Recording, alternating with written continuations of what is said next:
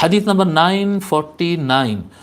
عن جرير رضي الله عنه قال ما حجبني النبي صلى الله عليه وآله وسلم منذ أسلمت ولا رآني إلا تبسم في وجهي.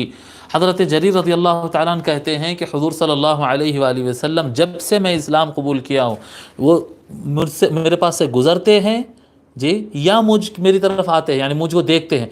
دیکھتے ہیں یا مجھ سے پلٹتے ہیں، مجھے نظر آتے ہیں یا مجھ سے اوجھل ہوتے ہیں. حضور صلی اللہ علیہ وآلہ وسلم کو جب ان کے چہرے پر نظر پڑی، چاہے وہ جاتے ہوئے ہو، چاہے وہ مجھے دیکھتے ہوئے ہو، استقبال میں ہو یا الوداع میں ہو، جب میں حضور کو دیکھا الا تبسم فی وجہی، جب میں حضور کے چہرے کو دیکھا تو حضور میرے لیے مسکرائے، میرے چہرے میں کو دیکھ کر حضور صلی اللہ علیہ وسلم مسکرائے. تو یعنی استقبال کے وقت بھی مسکراتے تھے اور خدا حافظ کے وقت بھی مسکراتے تھے. بہت زیادہ حضور اکرم جب بھی دیکھے آقا صلی اللہ علیہ وآلہ وسلم کا مسکراتا ہوا چہرہ ہے. حالانکہ اگر تھوڑی سی ریئل گراؤنڈ پر اتر کر اگر سوچے تھوڑی دیر کے لیے کہ اگر کوئی کچھ افراد ہو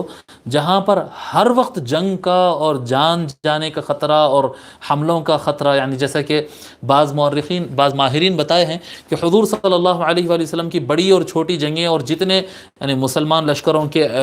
کیا کہتے ہیں ٹکراؤ کی صورتیں ہوئی، مدینہ پر حملے ہوا، اگر اس کو کاؤنٹ کیا جائے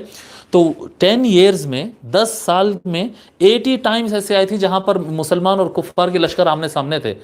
80 یعنی ہر مہینہ تقریباً ہر مہینہ 1.5 مہینے کے اندر ایک جنگ کا اوسط نکلتا ہے. یعنی اتنی زیادہ جنگ کی بات کر رہے ہیں، یہ کوئی یعنی جھگڑا ہو گیا تھا میاں بیوی کا نہیں بتا رہے ہیں، جنگ باضابطہ تلوار تیر لے کر، یا آپ اس کو مار دو یا وہ آپ کو مار دے گا.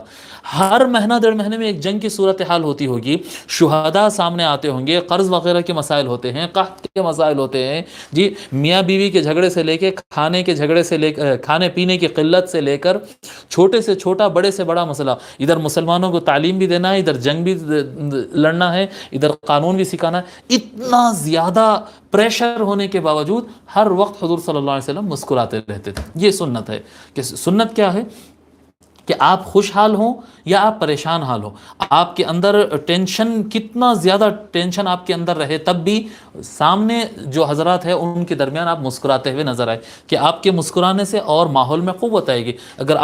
کوئی انسان اگر ایسے یعنی گھر کا بڑا ہی اگر صورت سکھا لے کر ٹینشن میں ایسے بیٹھ جائے تو پورے گھر کے اوپر اس کی جو ہے کمزوری اور ویکنس اس کے اثرات آتے ہیں، اس کے اوپر پورا گھر جو ہے ڈاؤن لیول پر چلا جاتا ہے. تو چاہیے کہ ہر وقت آدمی اپنے آپ کو عادی بنا لے کہ وہ مسکراتا رہے.